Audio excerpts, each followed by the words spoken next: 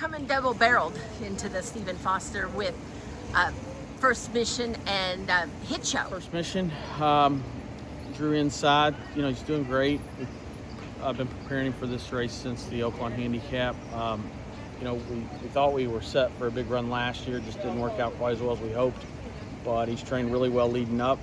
And, you know, look, it's a good race. It's a very good race. You know, he needs to win a grade 1. And this is the opportunity he's going to get. So hopefully he can pull through. Yeah, you look at him, you assume he's a grade 1 winner. Then you look back and... Yeah, he's made a couple $1 million. And, you know, once again, though, we need to get that victory in the grade 1. But you know, look, it's a little bit of a odd race to look at on paper, just based off pace. I'm not sure what anyone's going to do. I think you're just going to have to break running and, you know, not take away anything that comes easy for him and go from there. Yeah, I mean, there's like a lot of horses in there that look like they like to be maybe close up, but not necessarily on the lead. Yeah, it's a tricky race to read, but you know, once again, you know, Louis is a world-class rider, and so I don't worry too much about it. He'll put him in a good position. What do you make of Mind Frame in there? I mean, he comes out of a sprint. Yep, there's a lot of question mark. I thought just based off the track last time, the distance. You know, I watched him run a few times. We ran against him in the Haskell last year. We ran a big race, but he's a very good horse. He's a grade 1 winner, so he doesn't have as much pressure on. There's not as much pressure on him as there is on us with First Mission, with the not having won a grade 1.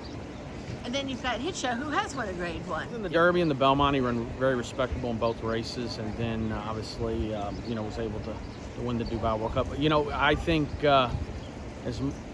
I'm not certain he's going to get a great setup, to be quite honest. You know, I think he's a horse he always tries. He loves Churchill, but he's going to have to.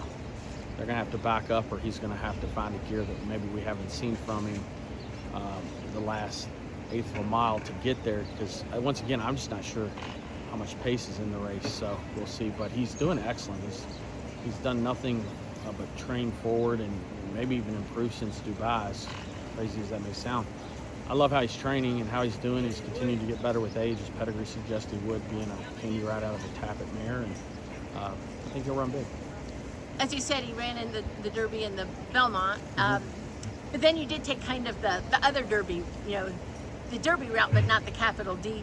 Right, Derby, yeah. And he made a lot of money and had a lot of success. Yeah, and look, Wathnan bought him in summer of 2024, and you know, the intent was to try to get him to the Saudi Cup or the Dubai World Cup, and talked to Case Clay about him and said, look, let's just try to win as many races with him as possible, build confidence, and I think it's worked. Even though he hasn't won all of his races since they bought him, he's always showed up, run well. He ran well in Santa Anita, and I think, you know, obviously he was third, beating probably 10 or 11 lengths.